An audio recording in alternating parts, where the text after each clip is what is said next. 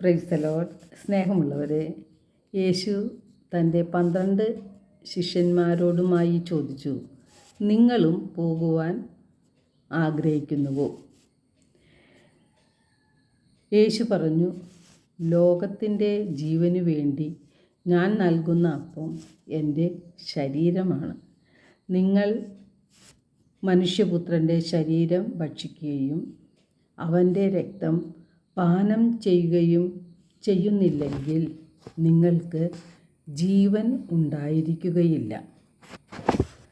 ഇതേപ്പറ്റി യഹൂദർക്കിടയിൽ വലിയ തർക്കം ഉണ്ടായി. യേശുവിനെ അനുഗമിച്ചിരുന്ന ശിഷ്യന്മാരിൽ കുറേ പേർ യേശുവിനെ വിട്ടുപോയി.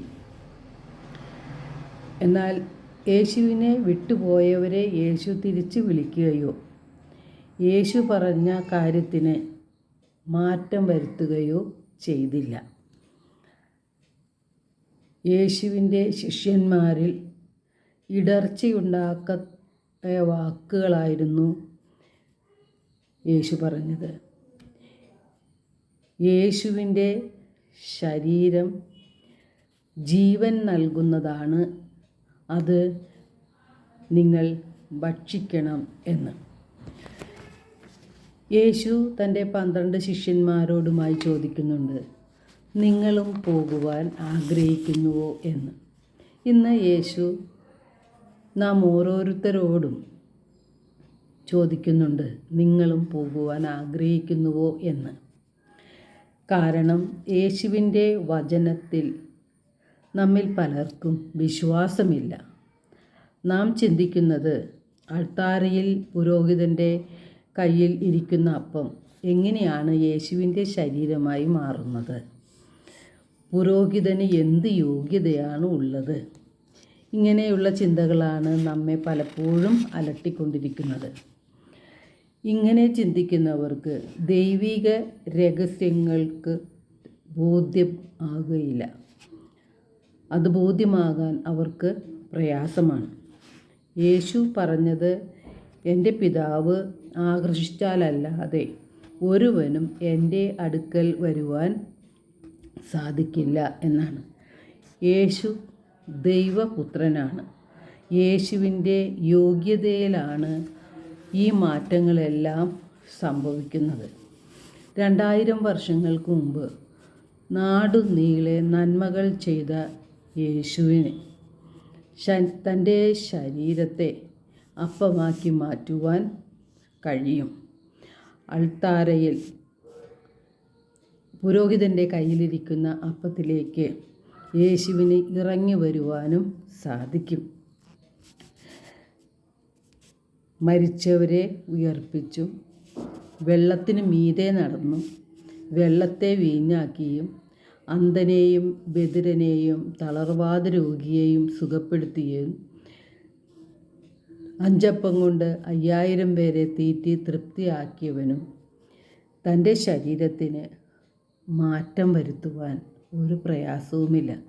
യേശുവിന് അസാധ്യമായി യാതൊന്നുമില്ല. യേശു ദൈവപുത്രനാണ്.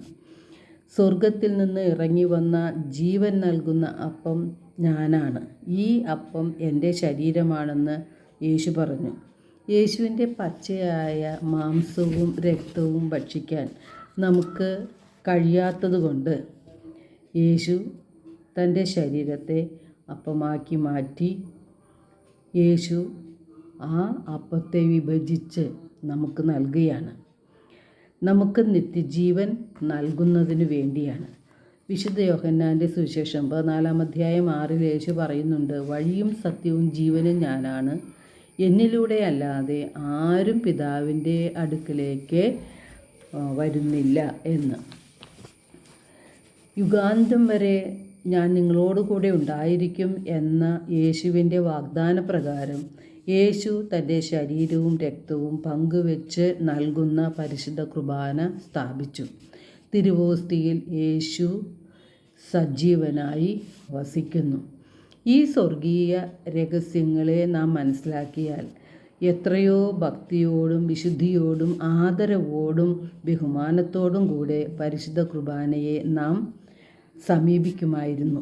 2 തിമോത്തി 4:4 വിശുദ്ധ പൗലോസ്ലീഹ പറയുന്നു, ഈ ലോകത്തിൻ്റെ ദേവൻ അവിശ്വാസികളായ മനുഷ്യരുടെ ഹൃദയത്തെ മനസ്സിനെ അന്ധമാക്കിയിരിക്കുന്നു.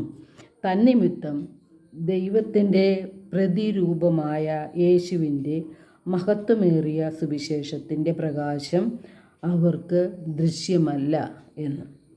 നമുക്ക് യേശുവിൻ്റെ വചനങ്ങളിൽ വിശ്വാസം അർപ്പിക്കാം. ദൈവം നമ്മെ ഓരോരുത്തരെയും സമൃദ്ധമായി അനുഗ്രഹിക്കട്ടെ.